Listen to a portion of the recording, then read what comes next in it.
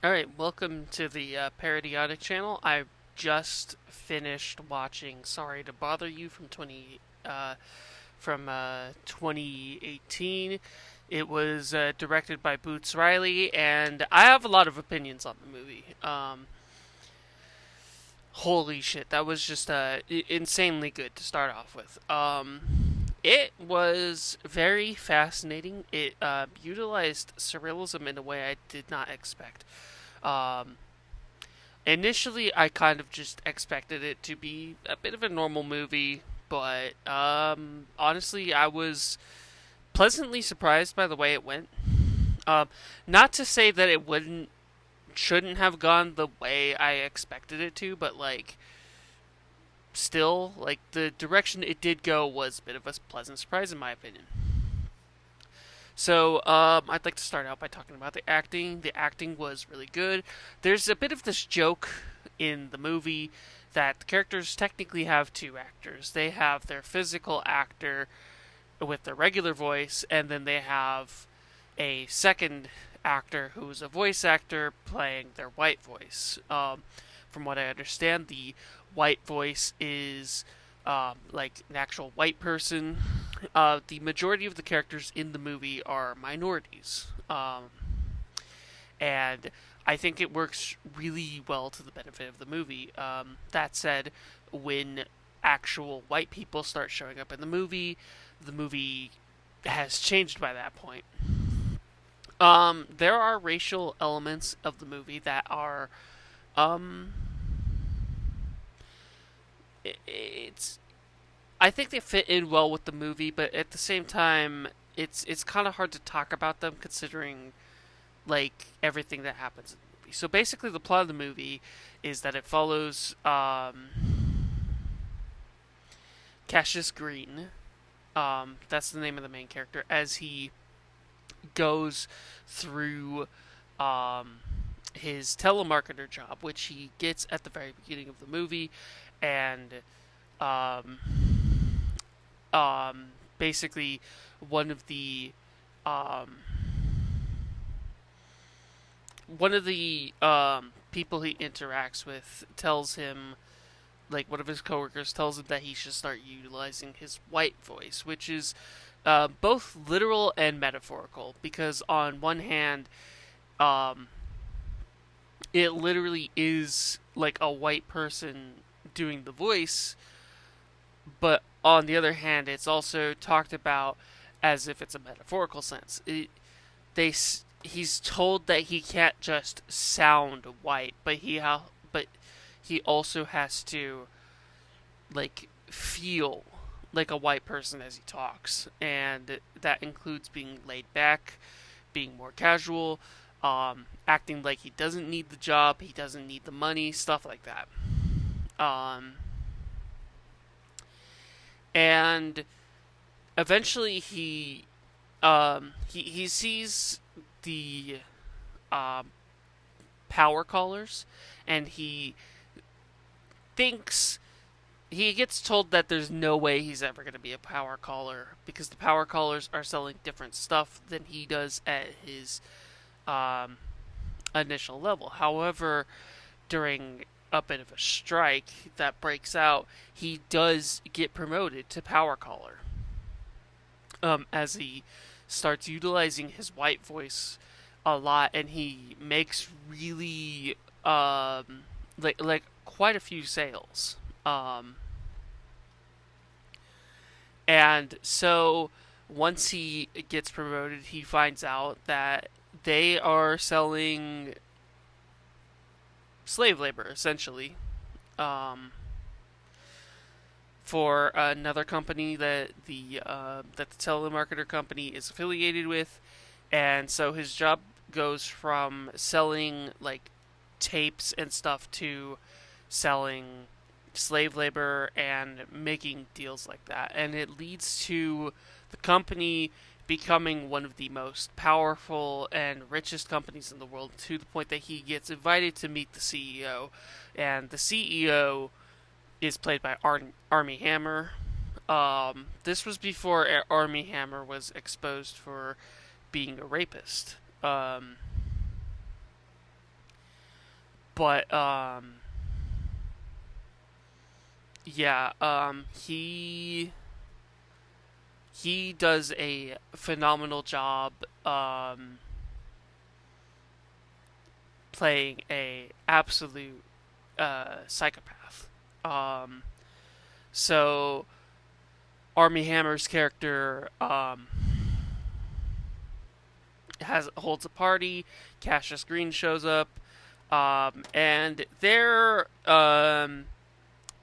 he has Cassius Green um, rap because Cassius Green is black.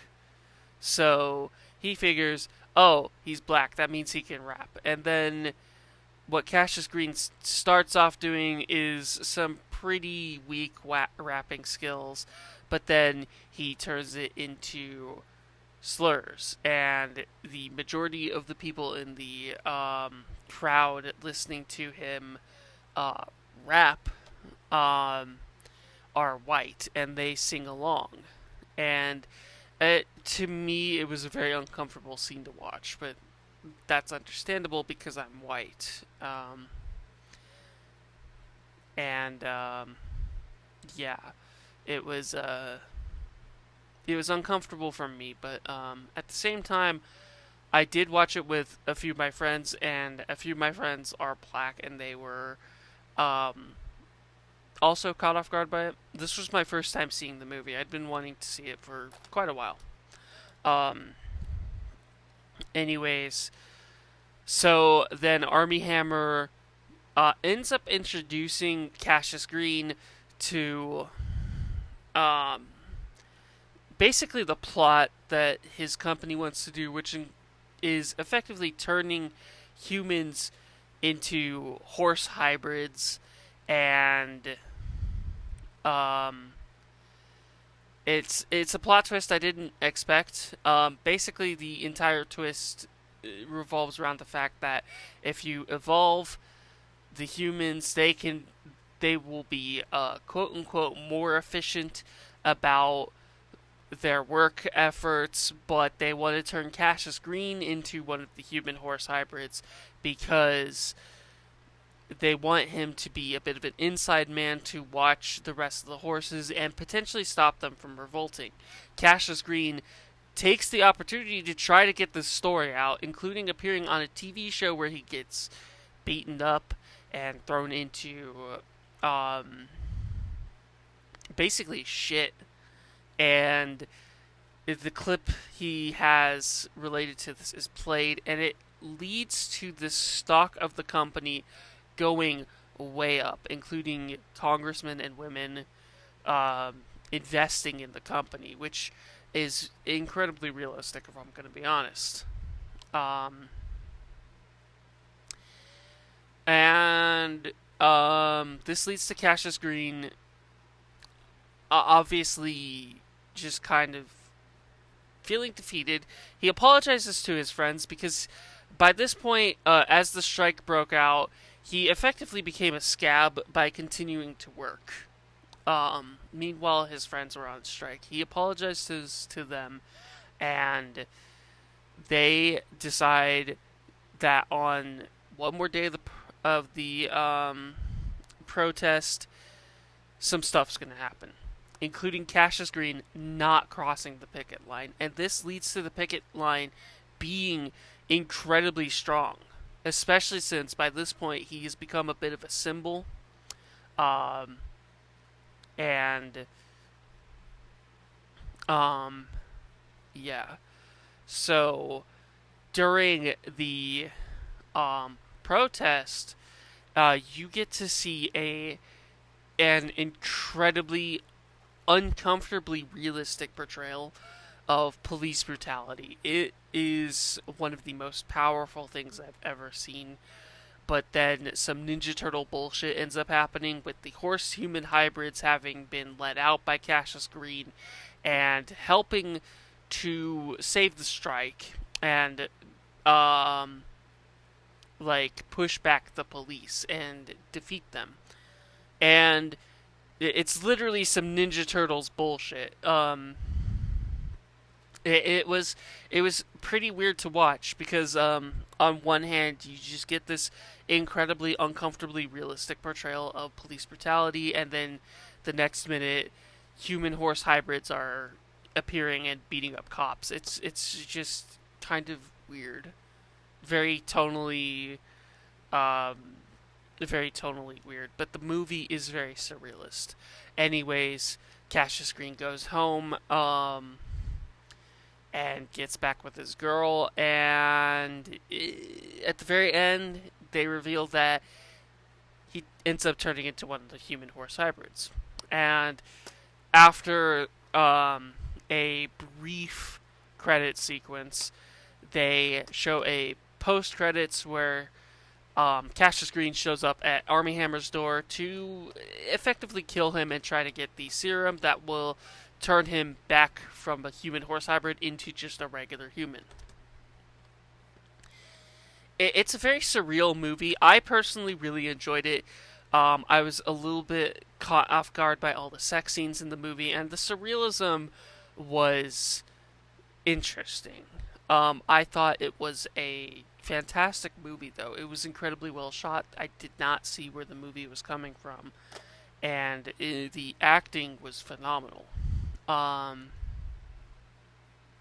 the music choices were also pretty good, um, and the cinematography of it was just it was shot incredibly well. Color grading was fantastic. It is still is just one of those movies that you cannot be you, even if you understand the plot of the movie, even if you understand the plot twist, it's still very surreal to watch because you're watching a movie that starts out pretty normally and then escalates way higher than you would ever expect.